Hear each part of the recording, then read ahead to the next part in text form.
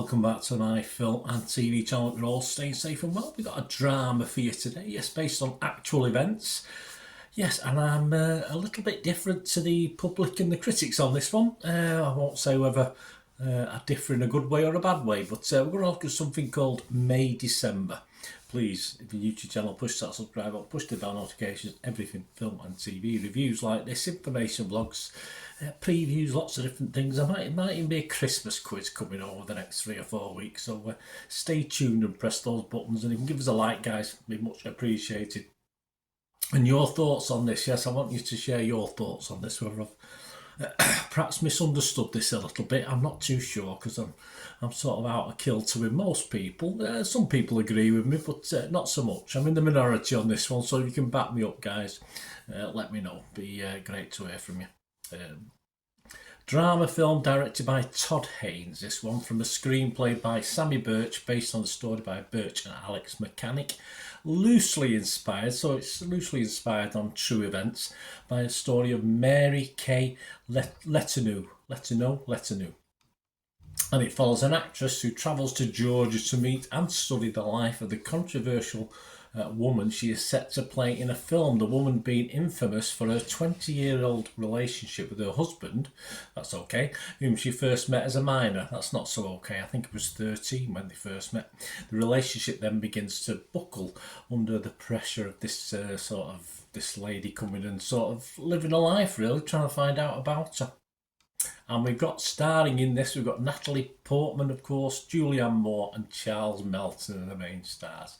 No problem with that, no problem with the acting, no problem with anything to do with that in this. It was released in select theatres in the United States and sort of select worldwide on November the 17th. And it will be streaming on Netflix from December the 1st. So I'm recording this on November the 24th. So you'll be able to see it on Netflix in the next week or so as I'm recording this. Right, the scores on the doors, yes, very, very positive on this one. Rotten Tomatoes, 93% positivity. 162 critics, they like this. 151 fresh and just 11 rotten. An 8 out of 10 average rating. The consensus, swaddling its difficult fact-based story in a blanket of campy humour. May December is a seductively discomforting watch.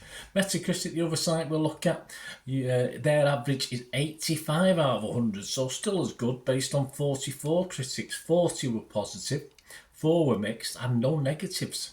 Total Film said the film thrives on fascinating juxtapositions, Haynes striking a keen balance between true-life complexities and theatrical melodrama, 80 out of 100.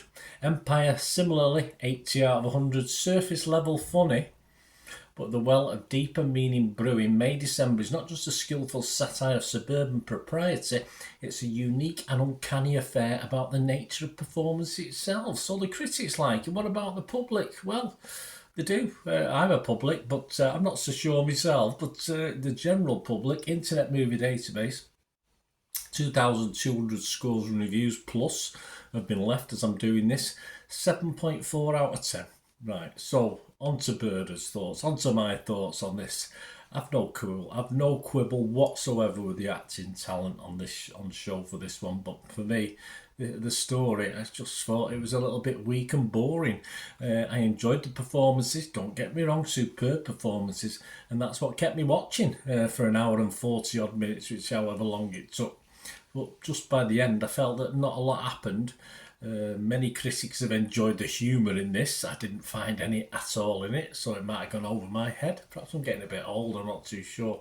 It's not the greatest sort of script, if you like, given the subject matter as well, except it all seemed a little bit tame to me. I expected something a little bit raunchier, apart from the odd moment. It's a little bit darker, a little bit deeper, and it just didn't do it for me.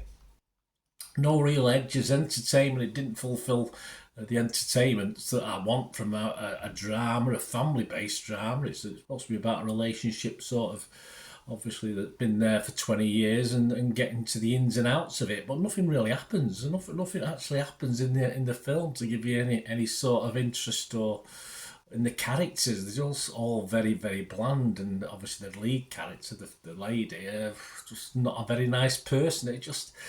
I'm not sure. Say it might have all gone over my head, but is it something I'll watch again? Possibly I need to watch it again, but I probably won't because I'm not inspired to watch it again. But of course, the critics love it, and perhaps the public love it generally as well. But sadly, it's not for me, guys. Let me know what you think. It'd be great to hear your views and opinions on this. As I said, I've no quibbles at all about the performances on screen. I enjoyed that side of it. If I'd gone to the theatre to watch it, knowing that I'm going to watch a drama, I might have been more accepting of it. But to watch on the big screen, no, it just didn't work for me. I found it very, very poor. And the ending, well, yeah, just even poorer. The ending was just as weak as the rest of the film for me. Anyway, my scores, I would be rotten on Rotten Tomatoes. I'd be negative. I'd be the first negative on Metacritic. And if I don't give something a 5 out of 10 at least, I don't score it. So I'm not going to score this. I'm not going to insult it by giving it a 2 or 3 out of 10. I'm just not going to score it. I just don't see the point in the film itself. Although, as I said, most people give it rave reviews. Hey, let me know what you think. Great to hear from you. Till we meet again, that's one thing, don't I? Please stay safe, everyone. Bye for now.